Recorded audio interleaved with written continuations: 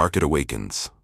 The first light of dawn stretched over the village of Ndemu, painting the sky in hues of gold and pink. The market, still yawning from its slumber, began to stir. Traders arrived, balancing baskets atop their heads, their voices rising with the sun. "Fresh yams! Sweet bananas!" a woman called out, arranging her goods in neat piles. "Come and buy fresh tomatoes!" another voice rang. The scent of spices, roasting peanuts, and fried plantains mingled in the air, awakening the appetites of early shoppers. At the center of the market, Adama worked swiftly.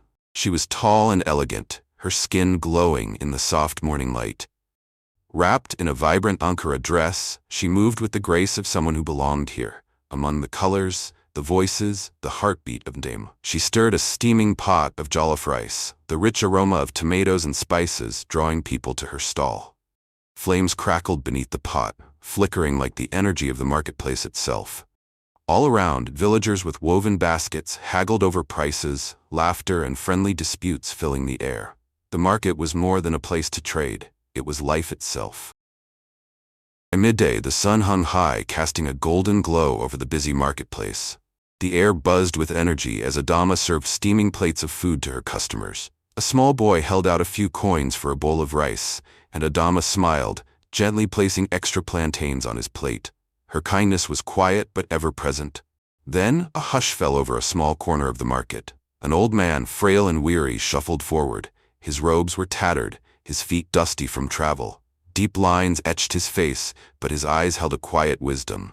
He stopped at Adama's stall, leaning on a carved wooden staff. "Daughter," he said, his voice barely above a whisper, "I have traveled far, but I have no money. May I have a morsel?" The market traders exchanged glances. Some murmured among themselves. A few shook their heads and turned away. Adama paused. She studied the man for a brief moment, then smiled warmly. Without a word, she took a wooden plate and scooped a generous portion of rice, placing fried fish and sweet plantains beside it. She handed the plate to the old man, who accepted it with trembling hands. "Eat well, Baba," she said gently. The traders watched in silence. Some frowned, some nodded in approval. But Adama did not serve kindness for the sake of others' eyes. She did it because it was who she was. Kindness is the greatest trait of all. The sun began its descent, bathing the marketplace in hues of orange and pink. Traders started to pack away their goods, their voices softer now, their energies winding down. At Adama's stall, the old man finished his meal. He wiped his hands slowly, then straightened. Something in the air shifted. The wind stilled. The murmuring of traders faded into silence. The old man's robes shimmered, transforming into flowing garments, woven with the colors of the setting sun. His hunched form grew tall and regal, his staff turning into a golden scepter. Gasps rippled through the market. Adama's breath caught. Her hands, once busy, now lay still. The old man, the great spirit of the land, turned to her, his voice deep and resonant. "You have shown kindness where others would not," he declared. "For this you shall never lack."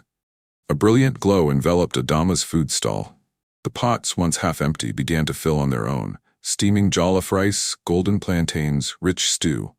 No matter how much was served, the food remained plentiful. The villagers, stunned, fell to their knees. The market traders, once skeptical, bowed their heads in respect. Adama stood, eyes wide with wonder, her hands trembling at the miracle before her. And from that day on, she was known as the Market Queen. Her stall never emptied. Her kindness never wavered, and the market of Ndemu thrived, forever blessed by the generosity of one woman's heart. Her kindness lived forever.